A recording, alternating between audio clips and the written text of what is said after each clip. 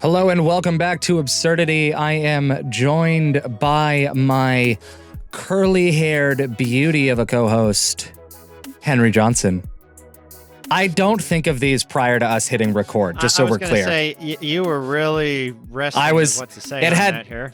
It has nothing. That's why I'm actually admitting that I come up with that on the spot. It's not that I don't have anything to compliment about you. It's just that I forget that that's how I'm introducing you until after we've already hit record. And then I like when I say welcome, like hello and welcome back to Absurdity, that's when I remember that I'm supposed to compliment you, and I panic in that moment. So that's what's happened the last few times. But I'm going to do better about this, I promise. You can tell there's some sort of awkward power dynamic where he's so scared of me, he has to compliment me every time. It's just you're so intimidating, you know? I get that a lot, I guess. Yeah, but it's okay. I love you. And I appreciate you, and so do our listeners. So it's okay, Aww. You know. I am excited. I'm glad you choose to speak on their behalf. Thank you all the time. They're too intimidated to speak to you, obviously. So it's me that does it. But I am excited about today's episode because two white guys are once again going to talk way outside of their lane. Well, that's not intimidating. Yeah, no, not at all. And it's going to go either just really content matter, Ryan. It's going to go really well, or it's not going to go really well. But I think there is critical of us. I thank you. I try. It's just a race theory anyway. Yeah, it's a race to get to see how quickly we can get to this topic. But and before if you we put actually critical race and theory together, what do we get? We get critical race theory, and that, friends, is what we're talking about today. But before we do that, really quick, I do want to make this announcement to everyone, which is I have been doing podcast coaching for years for people, and I've done seminars and workshops, but I am officially doing it as a real coaching business. So I have started up PodMentoring, which you can find at PodMentoring.com. And it is how I am now formalizing all of the coaching and mentoring that I do for podcasting. So really excited to be doing it. I'll do it for both individuals and businesses who want to grow their audience, who want to increase their influence, and really want to figure out how to do something in a really, really high impact way. So I am really excited to officially be doing that now and taking on clients. And so if you want to go check that out, there is a free resource. If you're someone who's considering starting a podcast, there is a free resource you can download there to help you with your planning. And I'm just really, really pumped to see how this takes off and how I can continue to grow it and keep moving forward. So yeah, I just wanted to make that announcement. And yeah, you are welcome to reach out to me if you have any interest, or if you know of anyone who's interested, just send them to podmentoring.com, which is also in the description of this show. So yeah, that was it. That was the quick announcement. Let's dive in. Podfather on Pod Mentoring. So here's the thing. I actually thought and very, very strongly considered Podfather and wanted to do it. However, it turns out that there is a company in the UK that has already taken podfather.com. And it's a shipping company. Mainly, it looks like it's like a shipping efficiency company, essentially. And I'm like, because there's pods of whales and other things. Correct, and they mainly deal, it looks like, with like construction style or like shipments, like actual like cargo on a ship. They're dealing with that kind of like those larger containers and larger scale. So it just wasn't the right packaging for your brand. Correct. It wasn't the right packaging. You are absolutely correct. It wasn't the right pod for me. So I had to go with something different. Something fishy about that. Podcast mentoring is a much more expensive, URL to buy. So I landed on Pod Mentoring. That's where we are. So it's by cheapness, ladies and gentlemen, that you will get that. But don't cheapness worry. Or he is what? The service is cheap. The content is worth every penny. Yes, that's right. But the service actually isn't cheap. The service is a real investment. In other words, I'm looking for people who are really serious about this and really wanting to launch a high quality podcast. And if you just want to pull out your phone, record, and post it to Anchor, go for it. Not what I'm trying to do here. So just as a note there. But with that, I'm going to speaking of people that aren't switch my camera because my camera is ridiculous and keeps cutting out on me. So I have switched my camera, and we're just gonna move on with our lives. For those who are listening on audio, I have switched my camera for YouTube. So if you don't know, we are on YouTube. All right, enough with my ADHD taking over. Henry, let's dive into this topic of critical race theory. And this has been something I'm actually surprised when I realized that we haven't really talked about it on this show ever specifically. It's been mentioned, I think, in passing, but I don't think we've ever actually dived into the topic. And I think right now is a good time to be talking about it, given even the recent events that we've talked about on this show and just kind of the state of things as they are. So, Henry, from if you want to start us off, I'd love to just get an introduction. As we always do, we try to start with kind of a working definition of what we understand critical race theory to be, or whatever our, a working introduction or definition of whatever our show topic is. So, yeah, Henry, if you want to take us and start with that, I think that'd be a great place to start. Oh, mercy. How to come up with a working definition. Well, the first thing we should probably mention is that neither Ryan or I are academics. So we're talking in something. Critical race theory is just a general term for an academic field of study trying to address race relations primarily in the West, obviously centered on the United States, but primarily in the West. And the idea that constitutions, law, structures of society are not in and of themselves neutral. Mm-hmm. That's as best as I understand it. So in other words, that race is playing a major factor structurally and institutionally, and that it's these institutional factors that have more bearing on outcomes than the individual factor. I know that sounds really wonky, but so if I had to come up with a definition, I'd say critical race theory is an academic field of study. It's pretty broad, a broad field of academic study that argues that systems are not neutral and have greater impact on the outcome of individuals than do individuals on the issue of race. Yeah. That's I think a pretty solid way of understanding this. It's problematic because one of the things that I discovered as I was researching this and, trying to create and form a more educated opinion on the topic, if you're just a layman, like searching and trying to understand critical race theory, like good luck. Because I don't think Wikipedia is going to solve it for you. Wikipedia is not going to solve it. YouTube definitely isn't going to solve it. PragerU is a nightmare. Regardless of what your thoughts are on critical race theory, like PragerU is not the place to go educate yourself about pretty much anything. Yeah. They don't give the definition or any sort of explanation of what something is. They give their interpretation of it as it victimizes right-wing conservatives. Like that's so essentially what 1699 versus 1776 educational pushes right now. Correct. So but it's really sad because critical race theory it's been gaining traction, but it's also something that is pretty important to understand. I think there is something to it. And it has formed for very specific reasons, but the same way that socialism has been kind of demonized without people actually understanding what socialism is, right? The people are like, increase taxes, it's socialism. And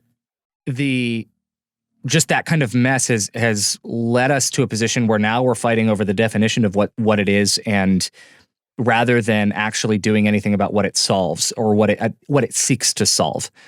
And like anything, it's not perfect, but it's really sad because if you think of like the theory of gravity, yeah, there are people that misunderstand what the theory of gravity is, but there's pretty much consensus on it. Like it's pretty easy to figure out and discover like what the theory of gravity actually is. And with critical race theory, it's a little bit more digging and there's a lot more nuance that it gets involved. And if you listen to one person, it's going to be completely different than if you listen to another. And I'm going to say it's a broad field. And that was the thing that I think we have to understand is even though we're giving a working definition, it's easier to define the field than it is any particular thing you might be reading in it, because it's really a big umbrella for a whole lot of different takes on the same topic. Yeah. And that's why I think that should color our conversation, because I just want to give kind of not really a warning or a flag or anything, but I just want to bring this to listeners' attention, because I'm not saying that what we're going to say is wrong or inaccurate or incorrect. I don't really know. We haven't had the conversation yet, but it's important to keep in mind that you really, when you dig into matters regarding racism, you've really got to figure out what filters you need to use, because it gets messy really quick, and you need to be able to determine. I think the number one question to ask yourself as you're diving into any of this kind of content, whether it's from us or from YouTube or Google, Wikipedia, whatever, is just, what does this person have to gain if I believe them? Or what does this YouTube channel, or what does this author, or what does this group have to gain by me believing them? And then decide, like, everyone always gets something to gain. If you listen to us, what we gain is listener data, we gain support. There's meaningful, and we gain your time, which is a gift and something that we don't take lightly. Whereas if there's another YouTube channel that is, actively, or a podcast that's actively working against Black Lives Matter or whatever, then the question is, okay, so if I believe them, I'm helping them in their fight against this thing, right? So then you have to decide if that's something that you really want to join with. If it is, okay, but if it's not, then there's reason for the filter to be there. So just something to be said there. But I agree, Henry, with your thing. It is something that's academic. And what's interesting to me in my research was it was actually started. So it started what, the mid 70s, I believe. Does that line up with the late 70s? It sounds about right. And what I find interesting is it happened as a response to progressive and liberal ways of dealing with racism. It was basically, in my understanding, it came immediately out of the idea that the affirmative action direction of society was not going to cut it. Yes. And it also increasingly so became a protest against colorblindness as well, where the idea of, which used to be, right now it's mostly right-wing and conservatives that will say that, right? I don't see color. But for a number of years, that saying was, you would find it coming out of the mouths of progressives and liberals far more often. Of people thinking like, yeah, I don't see color, and I love people for who they are underneath, and I treat everyone equally. And critical race theory was one of the weapons formed against that kind of mindset. So the irony being that it's right now criticized as this ultra left-wing thing, but it actually got a lot of its start because it was presenting itself as an alternative or as a rebuke to actual real world left-wing positions. Yeah. So I just find that really, really interesting. And so as you were diving into this, I guess my first question then, Henry, is what was your understanding of it, or what did you think about it prior to, or how did you interact with critical race theory prior to actually researching it as we geared up for this conversation? Knowingly, I didn't. Why is that? No, I mean, what I mean by that is, you go, what was my interaction with it? And I say knowingly, not like I was actively trying to avoid it. I just mean, if I did interact with it, I didn't know that's what it was that I was interacting with. I had heard the term, but I never really looked into it, to be honest. So, you hear stuff like critical race theory or whatever, and it's just another phrase. And I was never 100% sure. Just its title, just saying from a lay kind of ignorant perspective, when you hear critical race theory, you think, well, critical isn't good. And race usually doesn't go anywhere well in this country. So if it's critical race theory, it's probably white supremacy or something stupid. So I'm not really interested in pursuing it. As a very ignorant. So you thought it was the opposite of what it actually is. Correct. Honestly, when I first heard the term, I was like, that doesn't sound good. I probably want nothing to do with it. And it wasn't until you brought it up and you're like, hey, we should probably do a podcast on this, as we're continuing this kind of theme of racial tension and relationships and figuring out what to do about it. And I said, okay, well, let me look into it. And I didn't know if we were looking into it because it was going to be another thing like, oh my goodness, this is horrible and where is society gone? Or I didn't know. It wasn't until I started looking, I was like, oh, this is a field of academic study. Oh yeah, academics do like terms like critical this, and they mean critical not in the negative, but in dissecting. And I went, oh, okay. Yeah. But to be honest, I didn't really understand what it was prior to this week when I started looking into this. So if I was interacting with themes that it pursues, and there's probably a likelihood that in certain ways I didn't realize that fell under that subheading, that kind of umbrella. I would have viewed it as something else. So that's kind of my answer to how did I relate to it. No, I understand that. And I never really dove into it intentionally, though I did think it was something important.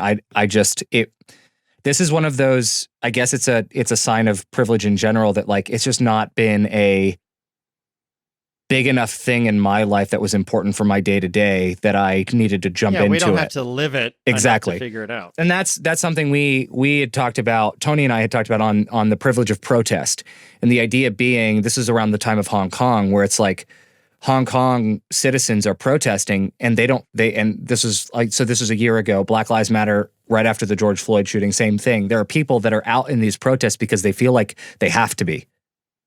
They feel like... Yeah, because they don't have a choice because of what the Chinese mainland has done. Exactly. Against basic law and all that kind of stuff. Exactly. And when for people of color and for Black people specifically, when everything that happens to them happens to the community feels like it happens to them, then it very much feels like those protests are fighting for their own lives. Even if it's even if all they're doing is marching or sitting or whatever it might be. In other words, for us, it's academic, which is part of the correct. problem. And for us, it's a privilege. Like if I could decide to go to the protest, and if I do or don't, or it's raining today, I don't really want to, Whereas other people are out there in the rain because they feel like they can do no different. And that's the privilege. That's the idea of privilege. It's not that it's some terrible or horrible thing, but rather just like, yeah, we've been lucky enough that this hasn't had to be a problem for us. This hasn't had to be a major priority, but people we care about. Which is part of critical race theory. Exactly. Which would argue that the system works for us. Yes. And this is what's so annoying, because most proponents most advocates against critical race theory are bootstrappers. Right? They're the people who say, pull yourself up by your bootstraps. Your work is defined by you are defined by your values, your beliefs, your character, or your behaviors. That's what they'd say.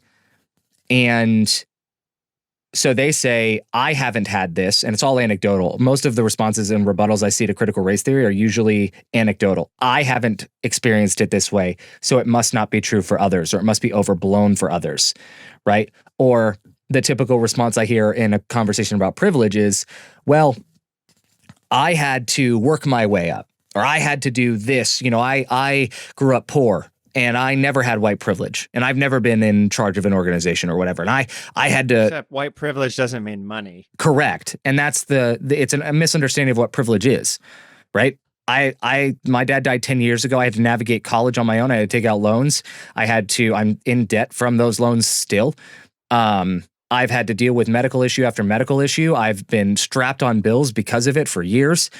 And I don't sit here and say, and I've had to really work, and I've had to figure out how to navigate my life on my own with no help from virtually anyone on a lot of topics. And I don't sit here and say that I'm not privileged because of that, because there are other things that I didn't have to worry about. And it's because of the way that some systems operate.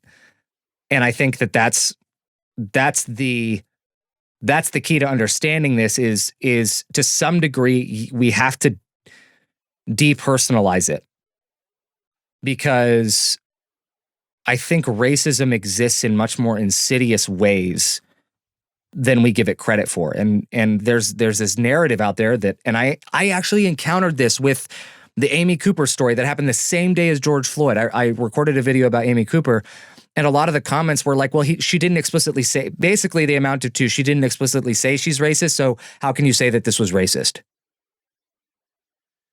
The Amy Cooper one, that's the one in the New York. Correct. Central Park. Right, she approached the guy with the park where she called because of the dog, and Yep. Okay, just making sure I'm remembering that correctly. Yeah, and it's just like, these are, a lot of those people are the same people that would tell you that Obama was, not a U.S. citizen, even though after they saw his birth certificate. He was born in Kenya, wasn't he? Yeah, exactly. And that's what's so funny to me is they're like, well, we can't know for sure, so we can't say it. But then they're like, but also we know for sure, even though he never said it. And I mean, I guess you can have it both ways. It's just that it's cognitive dissonance at best. Especially when one of those takes requires far less evidence to believe than the other. But ignorance never requires evidence. That's actually true. That's most conspiracy theories, I feel like. So this is, for critical race theory, I think this is an understanding of depersonalizing it. So we're not dealing anecdotally with, my story proves this to be true versus my story proves it to not be true, but rather to depersonalize it in a way of saying that racism can exist. I think it starts from the premise that racism can exist within a system, embedded as into a system rather than being perpetrated consciously by people. In other words, it doesn't always have to be a conscious choice. Does that make sense? Yeah, I think so. I mean, that was part of one of the areas when I was studying it, I was a little hesitant to. I appreciate that it's serving as a reminder that systems as a whole can perpetuate certain things that individuals collectively have probably moved on from, because it was put into the DNA, so to speak, of that system at a time where it reflected the mass will of the population. But at the same time, I mean, that's why it's an academic field of study. It's so nuanced. There's part of me that still goes I don't like it over correcting to the point where the individual no longer has any sort of, purchase in the issue, where there's no sort of accountability at the individual level. But I do appreciate that it's pushing, going like, well, yeah, but even if you work at that, there's still a certain inertia that continues from the time when people did set up that system and it was reflecting the people of then. Yes. And I agree with you. I don't want to overcorrect too much, but I do want to give a practical example of what this kind of looks like. It is going to be slightly anecdotal, but not from me. It's actually going to be from a Reddit user that explained his... How did I know Reddit would come in? Oh, always, dude. Always. I saw this weeks ago and really thrilled that I remembered it today. But it's from a user named Beetlejuice Me. And that's why you were reading it. It was correct. I'm not going to say that 3 times, though. So it was a comment in response to a conversation on private parties and high school proms that happen in a way to exclude minorities. And someone commented saying that I never set foot in white prom and only attended fully integrated black dances. And the idea basically being that prom for the white kids is scheduled at a different time or in a way that the black kids can't be a part of, or that people of color can't be a part of. And he goes in detail then for what this actually looks like. And he said... Who's going into detail about... Beetlejuice Me, the user Beetlejuice Me. Oh. There we go. There's the 3rd time. So he says... You knew what I was doing. I did. I've lived all over the country, including the Deep South, so I can safely say it takes on a lot of different flavors. At my high school, the way it worked was the school itself was a very old and historic downtown institution, and lots of famous people graduated from it, and a bunch of rich kids go there. I was attending the school in the 2000s, and the freshman class was about 30% black and 20% Latino. Relatively good school. And the people of color really wanted to attend because their options were 2 all-black high schools or the 1 Latino high school, which both had none of those schools had a college admission rates over 25% or graduation rates over 75%. But this school was filled of mostly like 2nd, 3rd, 4th, or even 10th generation rich white students. And this is what they had. They had their own private rich kid parking lots near campus, which was always full of Lamborghinis, BMWs, and absurdly expensive pickup trucks and SUVs. The school had actually a very big wait list for these out-of-district parking spots and was operating significantly over capacity. We even had portable temporary classrooms set up on the practice field. But the alumni donations from these rich multi-generation families made up a large portion of the operating budget of the school. So the money was the main reason the school was so good. And the idea being that with that money, I'm trying to find the next, here we go.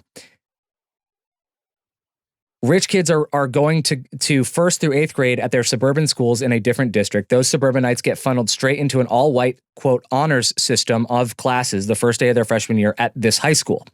The prerequisites for these honors classes are conveniently only offered at the suburban schools, meaning that people of color who live within walking distance of this school can never get into those honors classes that would put them on an advanced course or an advanced track.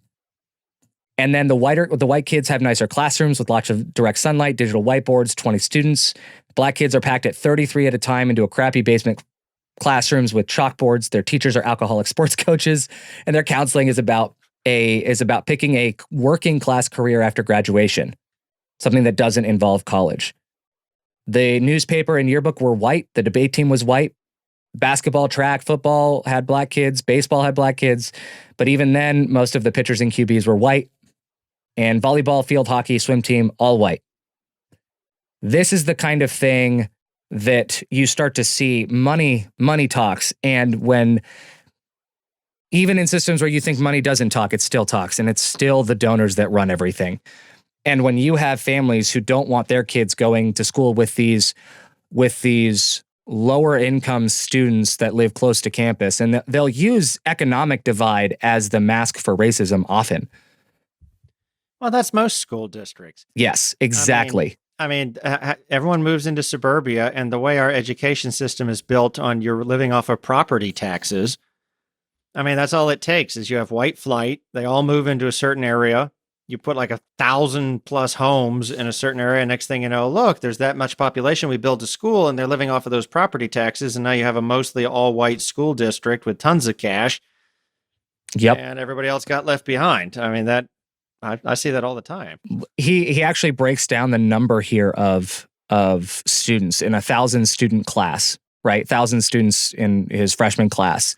500 were white, 500 POC, people of color. He says of the 500 white students, 50 would drop out or transfer before graduation, but a new 50 would transfer into the school. So the graduating class would be about 500 people. Over 95% of white graduates went on to attend a 4-year college, many of them Ivy Leagues. Of the 500 people of color students, only 250, or about 250 would drop out or be forced to by the academic office to change schools, and another 100 would drop out or transfer. So only 150 would actually graduate, and about half of them would go to college, and less than half of that group would graduate college. And the idea being that this is a system that is being funded by people, but ultimately, if you're just going through it as a person, you may not see the ins and outs of what's causing that system to work the way it does if you're focused on school and class and just trying to do whatever it is that you're doing as a high school student, right? And this is the idea of, yes, there are people that are doing things in a very specific manner that cause very specific outcomes for people of color. And if this story is made up, like this is a user on Reddit, if the story's made up, sure. But none of that sounds far-fetched from even, like none of that sounds at all impossible. If it's made up, it's made up within the realm of plausibility because of so many of the factors it would be feeding off of. Yeah, because the graduation rates are statistically like that. It's pretty consistent with a lot of things that tend to be true about these issues. And that's what I mean by a practical example of a system working against is if you're just a student going to school, you're trying to do the best you can. And this school is actively working, not necessarily to disadvantage you, but to advantage others where the money is, because they've got to keep those families happy. Yeah. It may not be racist by necessarily intent by the school. Maybe it is. I can't speak for the school itself. But what I can say is it ends up being racist just by what you end up doing and who you end up segregating as a result. Yeah, you might almost could call it secondary racism, even though that's a horrible sounding term. Like indirect racism, would that be more of what you're going for, or are you doing secondary because high school and secondary school? Well, I was trying secondary because of high school. But nice, well done.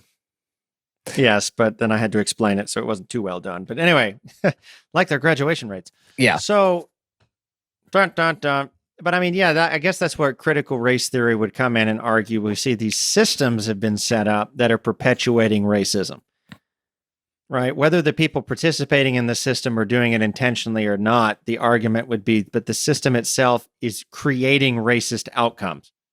Yes. right? And that's really where critical race theory comes into play. They're saying people need to be aware and actively mitigating these kinds of systematic trends.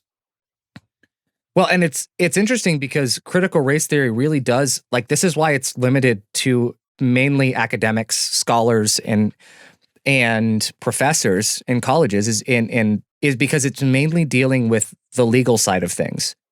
To be honest, critical race theory is really meant to address problems within the law and government side, not necessarily the person-to-person daily experience or lived reality. It's not so much focused on the individual as it is focused on the systems that affect individuals. And so, yeah, it's a system of academic elites talking about systems of racial elite. Yes, it's meant as a way of understanding and interacting with these ideas, not necessarily as some movement in and of itself. And I think that's my problem is I feel like a lot of the confusion and outrage about critical race theory actually comes from more of a manufactured moral panic or moral outrage than from the actual merits of critical race theory on its own. I don't know. What do you think? Well, I mean, I think we live in a hyper-partisan age where everything now becomes not a movement, but some sort of political pawn. So in other words, Black Lives Matter was originally, right, a cause that then did have a political movement attached to it. So the trend in society now, as you mentioned, any sort of phrase or any sort of movement, and it's immediately some sort of political entity, right? So I bet most people on the street, if you heard critical race theory, you would go, oh, well, what do they vote for? And who do they, support? And who's giving them money? The conspiracy theorists will be like, George Soros gives them money, right? Bill Gates, whatever. And the problem with that is it's not necessarily a political movement. You can have people in political movements that probably ascribe to many of the things that it discusses, but critical race theory in and of itself, I don't think has the same. It doesn't have the same real world correlation as Black Lives Matter, which is a political movement at the same time as it is a social movement. Right? That came about pretty quickly hand in hand. But like you said, critical race theory is more academic. It existed pre the hyperpartisan age. It existed although some people would argue that in the 1970s, the Christian Coalition's coming about, so you're getting the hyper political age anyway. But it was a primarily and it still is an academic function. That obviously academia would hope that if they do it right, it's influencing everybody else, including in politics. But I think, like you said, that's where the rub comes, because everyone just automatically wants to assume where's their political agenda and what are they trying to do? And especially in something that by nature says that systems are not working correctly. And just even the language they use, I can see how it would be easily open to both scaremongering and other problems coming into play, because they go, well, constitutions and laws by themselves are not neutral. And the moment you start using language like that, it is very easy to infer a political agenda from it. Yeah. Yep, absolutely. And that's in order to interact with these conversations fairly, we have to step back from the hyperpartisan stuff. If you're not in a position to do that, then quite frankly, this is going to sound harsh, but quite frankly, you're not in a position to talk about it yet, because you've still got what a friend of mine would label as a primary identifier, but you've still got your source of identity or your source of the passionate emotion, essentially, in this case, tied up in a conversation about a topic that really does actually impact and affect lives. And in a way that prevents you from interacting with the topic fairly and evaluating it based on merit and based on, real world impact and effectiveness versus how it makes you feel and what those within your group that you belong to have said about it. And I can say this about both ways, not one or the other. Buying into it. Side. Yes. Just buying into it doesn't work. I guess a good way to put it with this: if you're about to interact with something, if your first question is, what do the people that I like think about it? Then you are not ready to address the issue. That's the fundamental problem in politics now. It's not, we have no problem, I think, Ryan or I would hope not, with you having political opinions, or as we've talked about before, we think those that really believe something, they're involved in something, that want to better the world, I mean, they will become involved politically. There's no Yep. ifs, ands, or buts about that. Christianity isn't just supposed to be a mental assent to something. It should get you out and involved. We've discussed this before. But that being said, if politics is the outflow of something you believe versus the lotus of why you're doing what you're doing, I think there's the difference. In other words, is politics a means to an end, or is it the end in itself? Yeah. No, I agree with you. And that's actually why I opened up by saying never trust PragerU, because they're one of the sources that I went to, because I tend to not agree with PragerU very often, but that's exactly why I go to them. Because I want to understand, I want to know what they're saying, I want to know what they're thinking. And it's really interesting to me because a lot of this, basically PragerU, objectively speaking, does a lot of moral panic, outrage style, trying to create and instill a strong emotional response. And there's a reason for this, which is emotion sells. Emotion sells because emotions cause you to share it. The idea being that you don't want to just create something that people like, because if people like it, they just move on.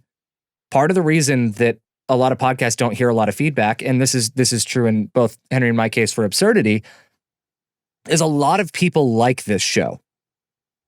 Yeah, we're going to assume if you're still listening, it's because you probably resonate with things, which means you, like what you're about to say, you have no real incentive to talk about it because it's just like, that's just part of my life and I enjoy it and I'm going to keep listening to it. And who matters if anybody knows if I listen to it or not? But the stories where someone reaches out to me and tells me, you talking about this topic was completely transformational for me, or you talking about this topic meant so much to me because it's my experience and I feel seen, I feel heard, I feel valued, I feel affirmed.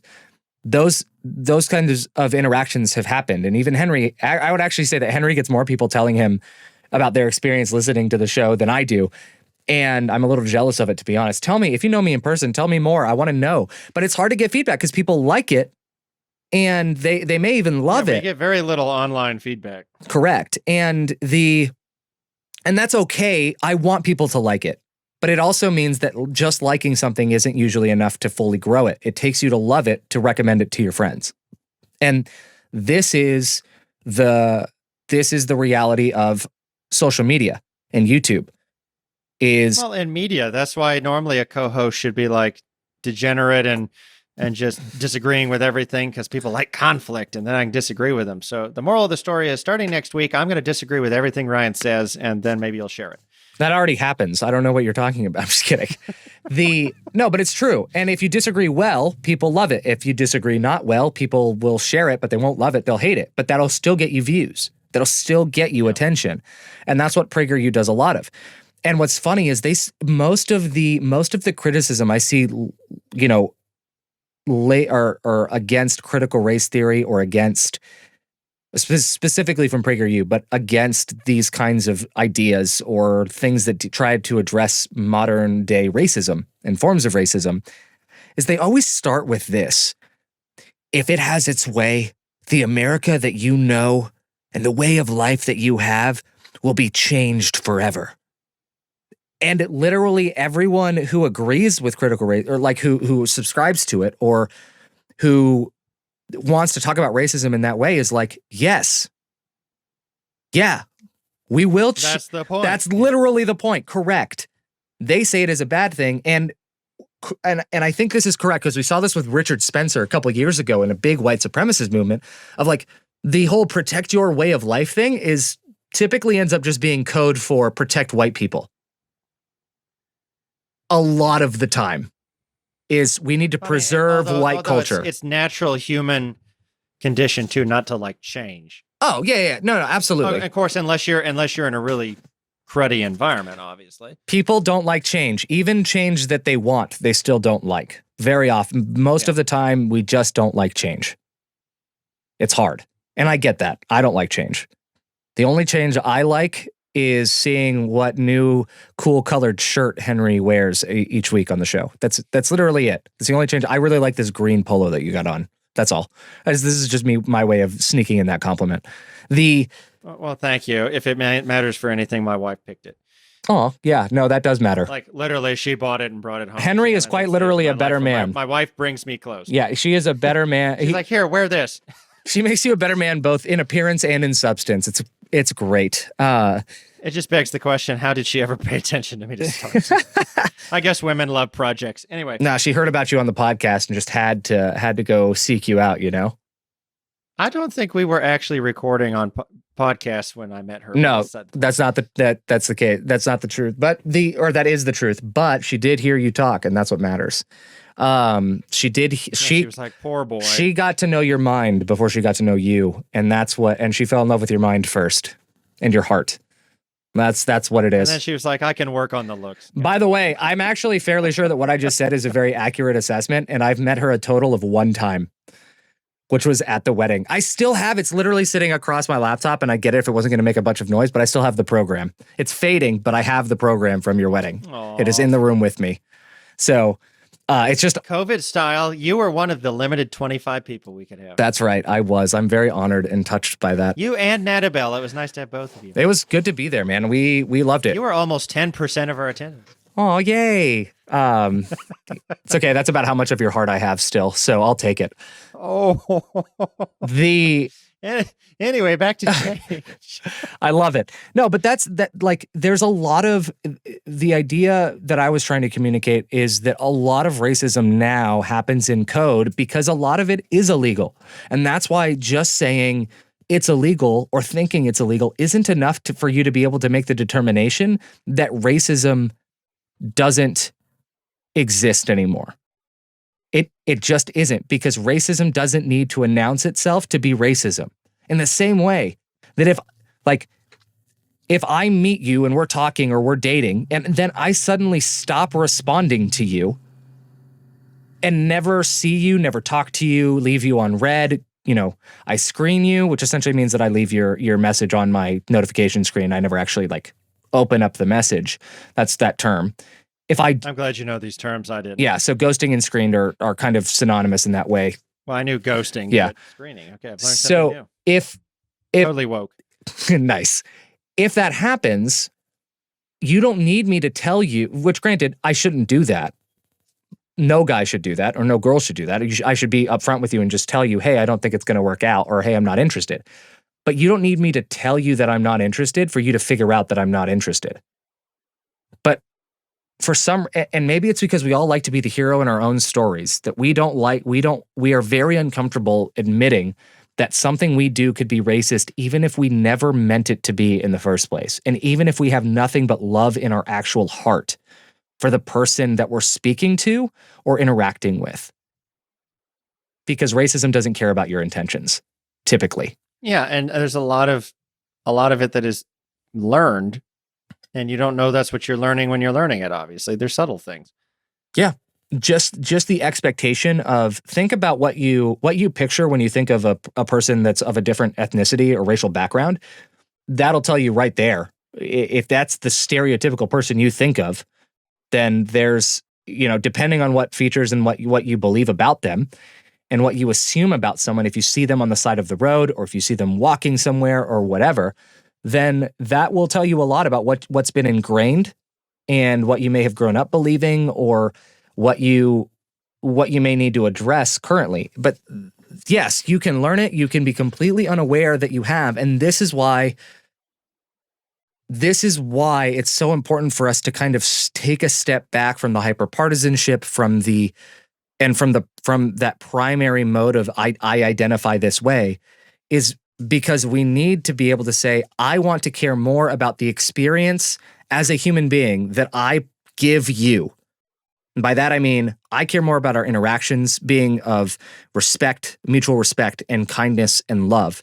And I value you feeling comfortable, secure, safe, and important in my presence. That I need you to communicate with me if I say something that either offends you or that doesn't, that causes you, unnecessary harm. And sometimes it may be an unreasonable request that you're asking me to do, or maybe something that we work through, and this is relationship, this is friendships, but there are times where, you have to decide if me doing something that may trigger someone's insecurity, if that's more of a responsibility on me to not do the thing that triggers them, or if the insecurity is significant enough that it's actually they need to work on the insecurity more so than I need to stop doing the thing I'm doing. Right? So if someone, let me give a wild example, not real at all, but just like someone was in a car accident once and now they have PTSD from it. And then they tell me, I don't like when, you drive a car. Right? It's not like that's an unreasonable accommodation on my part to stop driving a car because of how you feel about cars. I'm not going to suddenly bike everywhere. I would rather say, hey, I want to make reasonable accommodations where I can, but let's work on figuring out why, or figuring out ways and coping mechanisms and whatever to deal with the PTSD that you have from this major car accident that you experienced years ago. And let's work on growing from that, right?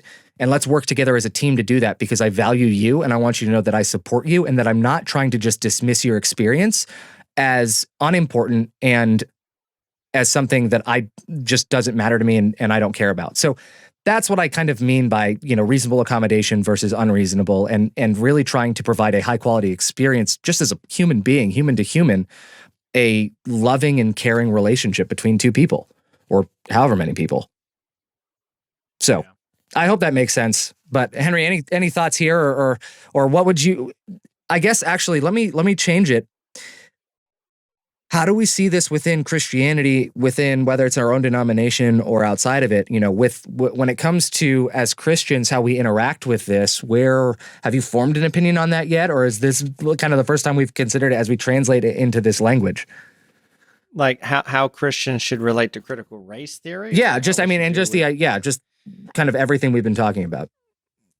Well, obviously, if we want to take the literal approach, Jesus was very clear, and this is something that's bugged me for a long time with Western Christianity in my lifetime. The Lord said in all four Gospels, love the Lord your God with all your heart, soul, mind, and strength. Ignorance is not becoming of the Christian. I believe you are this is just me, and feel free to write hate mail and be upset about it. I think you insult God when you stay ignorant. I really do. He gave you a brain for a reason, and we don't use a very high percentage of it, and we don't even use the percentage we could be using. So I try to endeavor to, even though I know you say, well, I can't understand everything and be in great depth and be an academic. Well, I'm not saying you need to have a PhD in everything, but become aware. And I'm saying that as one who just admitted at the beginning of this podcast that I wasn't 100% really certain what critical race theory was and hadn't bothered to interact with it. Mm. So, the first thing is, as Christians, we need to educate ourselves. And to that end, I know you think, well, that's easy for you to say on a podcast, but I do mean this even independently of podcasts. I kind of partly mentioned it to Ryan, but to prove the point, I was preparing to talk about this podcast, but when we turned the camera off and we're done, I'm still not done with this topic. I try not to do that with all the topics that we discuss, but I just actually picked up a book, if you want to join me with this, and I say this is one who has not read the whole book yet. So I don't know what the book is yet. He flashed it on camera before we hit record. So I'm just going to tell you, I'll drop a link to it in the show notes so you can purchase it directly. It came highly recommended to me, and it's called, I'll hold it up here. I have it sitting right here. It's called Stamped from the Beginning, The Definitive History of Racist Ideas in America by Ibram Kendi. That's why I couldn't read it. Yeah, the camera mirrored it. Yeah, it threw me off. I was like, Idham. Don't worry, it wasn't mirrored on my end, only on yours. Yes, thank you. But anyway, this book came highly recommended to me, and for what it matters, I tried to ask somebody who has to deal with racism on a daily basis, so basically someone who did not have my skin color.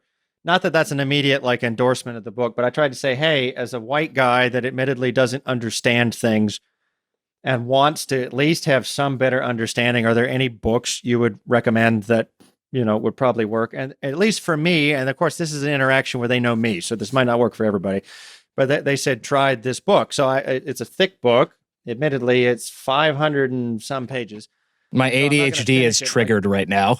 I know it's. I'm not going to finish it in a day or a week by any means, but this is one of those things where it now goes in my book rotation. I'm going to make a conscious effort to read through it. And my point being, educate yourself. That doesn't mean and I'm saying this now as someone who, ask me again in a month when I finish it, but I don't even know fully what's in this book. I don't know if I'm going to agree with it or not, but that's not even the point. I think the point is interacting with it, making an attempt to inform yourself. So I think as Christians, the first thing is when it comes to the literal academic study of critical race theory, I'm not saying you have to agree with it, but at least look into it, figure out where, you can or not. And I say that as someone who didn't really look into critical race theory until this week. And I can't say I agree 100% with it, but there's a lot of things that I don't see as a Christian why I couldn't agree with it. But I didn't know that until I started looking into it. So that would be my first thing. As Christians, we need to love the Lord with our mind. We need to educate ourselves. It means I have to be a little less lazy and watch one less thing on Netflix and spend a little time reading. I mean, it is a sacrifice we make. And maybe this is just me personally, but I say the sacrifice of a little inconvenience to educate myself is far less than the sacrifice of someone who's suffering racism every day. Yep. So, to me, I just say that as a privileged white guy, I want to try and study, to invest some time in it. Well, and there's something that might be born out of this, and I'm going to give listeners the opportunity to make this happen. So if it happens, it's because listeners reached out to us and told us we want this to happen, and then both of us agreed to it as well. But I hear the rumblings of an absurd book club. That's what I'm hearing out of this. That's where you were going. Like basically, we all agree by vote we're going to read something, and then maybe at the tail end, when you and I have finished it, we do a podcast on it. Yeah, we do a special one just for the book club. We talk about it, do a whole live thing. I could see it happening. If you want it to happen, let us know. Contact is in the show notes. I'm actually genuinely curious if someone will do it. That is curious. I'd be game. I'd be really interested in doing that. I need the accountability for my ADHD to read through books anyway, so I'd be fine with it. Don't expect us, if we do that, to do like a book a week. It's probably going to be. I'm actually going to learn. I want to learn speed reading. I really want to learn speed reading. I think I can read decently fast, but I have to have absolutely no distractions. It has to be quiet, and I need several hours just to really sit there. It depends on how complex the topic is, for sure. Speed reading gets affected by how much of the details you really need to keep in mind as you read. But I am interested. Tim Ferriss has really popularized it, but there's a lot of guys on YouTube that have really done it. There's one dude, Mike Shake, who does like new skills all the time, and he learned one of the videos, he like learns how to yo-yo in 7 days, or learns how to do this in 6 hours, or learns how to do whatever. His videos are amazing, by the way. But one of them is, I haven't watched it yet, but he's how I learned to read 500 words per minute in like 7 days or something like that. And it's just amazing how he chronicles his journey. He learned how to speak Spanish in 7 days. That was one of his. I like that. He spent hours every day doing the Rosetta Stone program to pull it off. And then at the end of the video, he has a conversation in Spanish with a friend of his. And it's like, what? I tried the Rosetta Stone program years ago. It didn't work for me, and Duolingo does, but I think we've had discussions. Oh, yeah. I think it depends on your mind and how it works. But if someone wants to do a book club on it, I'm game. And I actually do want to read that book. I've seen it. I just haven't picked it up, so I may pick up a copy for myself. Yeah, it's an older book. It's not one that before you're like, it just came out in the tranche of books in today's political climate. I need to look right here. It's an older book. It won the National Book Club Award. Speaking of book clubs, when was this thing published? Because it's an older book. I had seen it it was published in 2017. Wow. So it's, almost 5 years old now. So it's been out for a while, but I hadn't, winner of the 26, well, I guess this must be a second edition because it won the 2016 National Book Award for nonfiction. So I don't know how we could win that. And also for whatever it means, the NAACP called it an outstanding literary work. So, organizations, I know that's more political, but organizations that are involved with African-American issues at least told me that I'm not fully wasting my time reading it. So I'm going to get into it. But in any case, coming back to it. So the first thing is Christians, use your brain, educate, be aware, whether you agree or not, just study. I think the second thing when it comes to anything related to critical race theory is we need to understand at its core, critical race theory says that systems can be racist. And I hope this isn't a news flash to anybody, but churches as a whole are a system Yep. All right, denominations, all that, these are structures, these are institutions. In fact, that's what kills half of the Western church, is we go from movements to institutions, and institutions have to protect themselves and keep running on their own inertia and whatever. But my point is, if the church is a system, I mean, I think Dr. Martin Luther King said this years ago, and it's still obviously true, and that is the most segregated hour in America is 11 a.m. on a Sunday. Right, insert Saturday or whatever other day. I can say this is one who's grown up in the South and around churches. Churches are still highly segregated, if not in belief system, or on paper. In practice, yes. Yep. And it's not even, and don't even get me started. I'm speaking as one who's part of a denomination that is segregated institutionally in many areas. And even in the areas where it's not segregated institutionally, I have watched the reality of white flight in churches. And what I mean by that is you might be in a community where there is only the one church of your denomination, and all of a sudden there's a mix, and let's just say there's a few more black people start moving in and becoming members than white. Next thing you know, all the white people drive to the other church an hour away. I have seen this happen, or I've seen it even less overtly racist ways, but I think this is where critical race theory comes in, where they say, well, the individuals might not be, but the systems still work that way. I have sat in on meetings where churches have debated whether they need to move locations and build new churches. And these discussions will center around, well, look at the neighborhood we're in now, or look what's happened in this area now. And they'll phrase it about crime or something else, but I will really see that it's a predominantly white church in a now predominantly black neighborhood. And so they'll argue it crime or something Income else, inequality really is typically the biggest mask I'm finding. Is more and more the mask that hides racism. Yeah. And so all of this is to say, I think the next thing a Christian should do when it comes to critical race theory is we have to admit that the church is not immune from having race issues.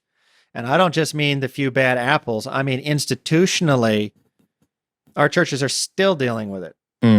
And unfortunately, as a Christian, I mean, all religions do this, but just speaking as a Christian, I've also noticed that when we don't deal with something effectively, it starts manifesting itself in other things. So, for example, churches have tried it's not very popular to say we're still racist or we haven't apologized for slavery or I think like the Southern Baptist Convention that came out and apologized for being pro-slavery and all that. Well, that's easy to make statements about 160 years ago prior to the Civil War. But it's another thing to realize you're not empowering black leadership, or that you're using some of the same arguments now, but instead of doing it about race, you're doing it against women. Yeah. So, again, because the institution's just used to acting this way. So I think these are things that, we need to, as Christians, we need to admit that it exists. So the first thing is educate yourself just in general. Second of all, when it comes to the church, you could also say educate yourself to how your religion and your church has dealt with race. And then at the same time, to do that, you have to admit there could potentially be and probably will be a problem. Yep. Not wasn't anymore. I don't know of any faith community that doesn't still have a problem with this, because faith communities are made up of humans and humans still have a problem with this. So just admit there's a problem. Right. And then the third and final thing, I guess I'd say, and I want to flip it over to you, Ryan, and you tell me how you think we should do that, is like we said earlier, once you become educated and once you admit there's a problem, or at least your eyes are open to the possibility there is, that's going to mean there's going to come a point in some way, shape, or form, in some little way or some big way, you're going to have to get involved in changing it. Period. I'm not saying join a political party or go immediately spend all your time doing whatever, but in some even small form, even if it's catching your own self in what you say, do, or allow, education has to change you. I think that's probably why academia likes critical race theory in its point. The more they talk about it, the more they put it in front of their students, the more they put it in front of society, that hopefully it changes a critical mass of people. Yeah. Right. And that these systems then begin to change. Of course, their ultimate goal is to change legally, but changing legally changes institutionally. And so the same thing, there might be some policies, some other things that are going to have to change in your church, denominationally, locally, in your local leadership, and you need to play a part in that. And sometimes it's the squeaky wheel gets the oil. Sometimes we have to follow, again, a Bible story that God gave, where Jesus talked about the unjust judge and the continual pestering widow, right? Where this man wasn't even interested in, righteousness or injustice, but he finally acted and did the right thing, even if it was for the wrong reason, because he just wanted to shut this woman up. And, this is a matter of someone who knew she'd been wrong, something was not right, and she just kept at it. Right? Mm-hmm. I don't think she was cruel about it. She wasn't like giving him death threats and trying to burn his hut down or whatever. At least that's not how the parable gives us those details, but I would assume God means she just was continually agitating for it, pushing it, bringing it up, and it led to change. Maybe not for the best motive, but it was a start. And so I think we're going to have to get involved in some way, shape, or form in whatever we discover on that journey of informing ourselves. So, and I think so I agree with everything that you've said. And I think by getting involved to change it, and even admitting that it's a problem, is going to take a whole lot of courage. The reality is, I have a friend of mine who pastors, and he started dealing with significant racism in his church just over the last several months. And he's had an exodus of leaders over the fact that he wouldn't just sit quietly and let it go. If this is who I think it is, his wife's been threatened too, hasn't she? Yes. If it is who we may still be thinking of different people. It's not like this is an uncommon occurrence. Yeah. But the reality is, that's, as a pastor, that's scary to think about, especially if you're in a congregational church rather than a institutional church. Idea being that you're paid directly from tithe. Your salary is determined on your leaders, yeah. So and determined by your tithe from your church members. Like that's a significant risk, because, and this is the other side of this that I would say is, you do need to, I agree that your mind should not be neglected, that you need to educate yourself. But there's also the reality that we need to accept that says that this won't be won by logical arguments. I don't know what to, like, I could sit here and tell you and go on about like the Netflix documentary 13th, which talks about the 13th Amendment being which is supposed to have like abolished slavery, actually allows for it within one context, which is when someone is in prison. It allows for slavery in the event of, you can go look at this. It's in the it's in the amendment itself. It is a very real provision. That's where for the longest time your parents got their license plates, folks. Yep. And the problem with that is that the current justice system, and it's been shown by statistics over and over again throughout the years, overly targets people of color, which means don't start talking about drug sentencing. Yep, that's a whole other mess. Crack versus genuine cocaine, weed, and the whole nine yards. But then when you remember that now you know that slavery exists if you know that the history of police started to actually catch slaves.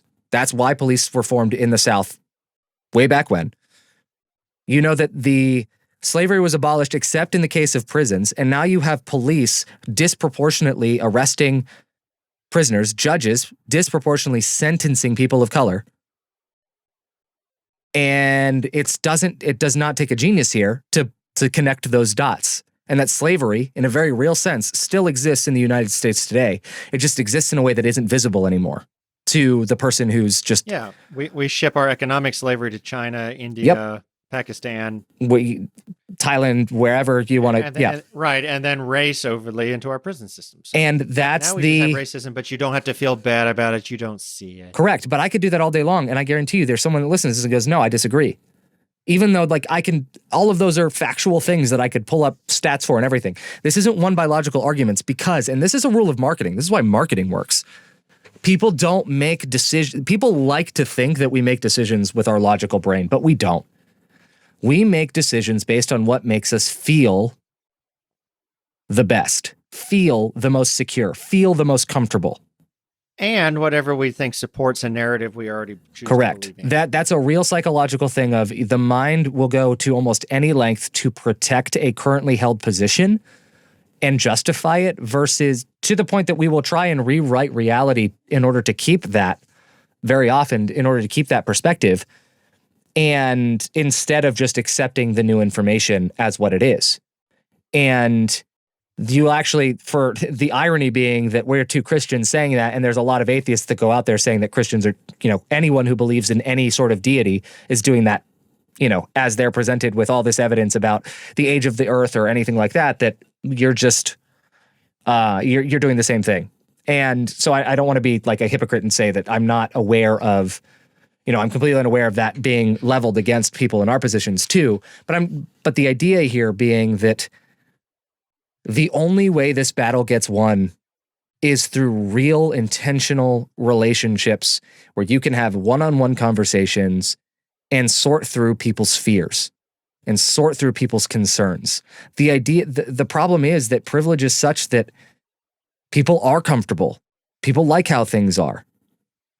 And and it's a privilege. That's why it's called that. Even the conversation about canceling student loans, the number one thing that I hear from people is, or the number one thing I hear is, well, what if I just finish paying off mine? Do I get a raise? Do I get a bonus? And it's like, no, but just because you don't doesn't mean others shouldn't. Like, it's this thing of there's fears, there's feelings of unfairness, there's feelings of this inequality that need to be dealt with and that need to be addressed in a very real relationship that you as a stranger on a Facebook comment or an anonymous person on a church survey aren't going to be able to solve unless you deal with the conversation and deal with those fears. People like the way that they're living in many cases, and if they don't like the way they're living, if they already are dissatisfied with the way things are, they don't want it to change further if in that narrative of change includes them being the one that has to sacrifice.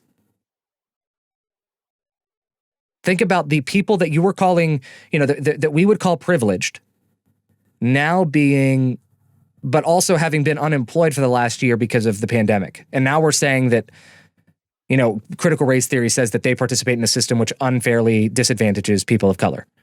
And we're saying that we need to change these attitudes or these ways that we do things. And they're saying, I'm just trying to get by, man. Like, do we really have to do this? Like, I have to be the villain when I'm already feeling like the victim in all of these other ways? We need to deal with those issues in order to open someone up to the reality or to the possibility that their preconceived way of life might not actually be the correct way to do things. I don't know another way to deal with it. I don't think there is, personally. And I think Christianity and churches can be one of the most powerful places to do that if we actually engage in relationships outside of the hour and a half on Saturday or Sunday morning that we worship together. And in relationships with people who don't worship with us. Yes, absolutely. And that's one of the things that I wish and hope more for. And that's one, I hope that this encourages people to go read, to go study, to go educate themselves, but also to engage in conversations. Despite the fact that I have to take a million breaks in order to do so, I try very hard to engage in content that I know I don't agree with going into it, or from sources that I know I don't agree with. But I try to take each video or each article on its own merits. Very much because I don't want to just be in an echo chamber, and I want to understand those feelings and those ideas as people are experiencing them. Because I don't want them to be dismissed unless dismissing them is the last, like, it's kind of like we've done everything we possibly can and there's nothing else to be done. Yeah, we've discussed this. Yeah, exactly. In the last couple of weeks. Yeah. So that's where I'm at on that. And as a Christian, I do think that we have the best place to do that because we keep in mind that every single person we talk to is valuable, worthy of time and attention and love. And because God created them with value, and God died for them. Jesus died for them the same way that Jesus died for you and me. And that kind of equality, that kind of, I call it one of, salvation, creation, I would say within our denomination, but I think the Sabbath is also another one. Those are all the great equalizers. And the idea being that when we keep these things in mind, it equalizes, it makes it so that we aren't better than anyone else because it puts us all in the same playing field. The Sabbath biblically, whether you think it's Saturday Sabbath right now or not, biblically, the Sabbath was an equalizer. Because you couldn't make your servants work for you. They had to rest. You had to give them rest the same way that you got rest. The alien, the naturalized citizen, whatever you want to term. Yeah, and that's a whole topic. That might be another topic we can cover at some point, how we view that. I really do view the Sabbath as a countercultural great equalizer that would have a lot to speak into issues, even like critical race theory. But too many people are, again, and this goes back to your point, too many people are willing to try and make logical arguments about what day is it? And what do you do on that day? And then they miss the narrative about what it's trying to mean. Yep. And I think this goes to break your point. This is like the whole Bible isn't an encyclopedia. Yep. Right? So many people Christians want it to be like a devotional book, like, quick, just give me the topic on joy today. There's section J, paragraph 2, section 1-4, right? Thou shalt do this and be happy today. Yay! It doesn't work that way. People are like, man, it's like all this story and stuff. Yeah, that's kind of the point. You have to interact with it. You have to see the lessons and the principles that it brings out. Anyway. Man, don't even get me started on the number of parents that tell their kids they can't watch Harry Potter or some other thing because of the content, and then they read their 6-year-old Noah's Ark. Like, don't even get me started on how we interact with the Bible currently. That also is a topic in and of itself. But it was evil people that were drowned. Yeah, exactly. As if that in itself makes the story okay. They didn't say hocus pocus. But don't worry, we'll also edit the story of Noah and not get into the incest and everything else that happens at the end when he turns into an alcoholic failure. Yeah, we just end at the dove showing up or whatever with the olive branch. Well, you're right. And maybe we'll get to they get off and there's the rainbow again. And not that it descends into chaos rather quickly. But anyway. Yeah, no, we won't. Another topic for another time. Is any final thoughts we should probably make about critical race theory before we, critically end this topic for today? Don't knock it till you try it. That's my final thought. I almost said something different. I ended up going with don't knock it till you try it. But basically the idea being, don't ever outright dismiss something just because it sounds weird or because it's coming from a voice that you disagree with, or traditionally disagree with. The value and take each thing on its own merits and evaluate it and dive into it and try to dive into it from sources outside of your normal sphere. You may need to start in your own sphere, which is okay. But I like to think the questions I always ask myself when I dive into things like this are these. What is it? First of all, where does it come from? What is it? But then I think, what is someone who disagree with it? This is actually where I typically start is what is someone who disagrees with it? What would they say about it? What would someone criticize about it first? So before I talk about its merits, I say, what would someone criticize about it? And that typically leads me down a path of understanding each different facet because I get to start from the criticisms and I'm either proving those right or proving those wrong. And it starts from me being critical of it where I might see a hole.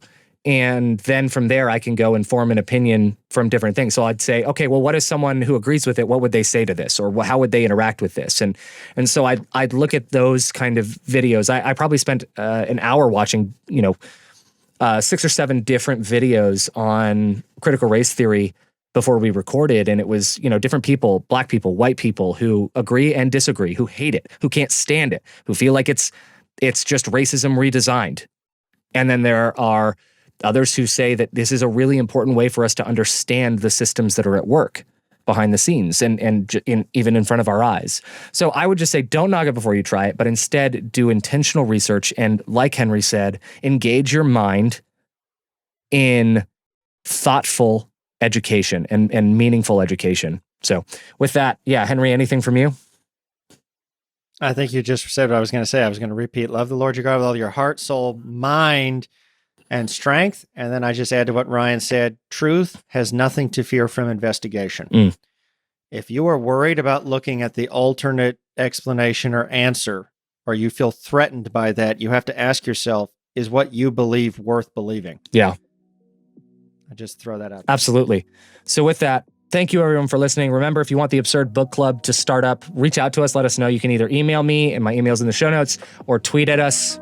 Hit us up on Instagram, whatever you need to do.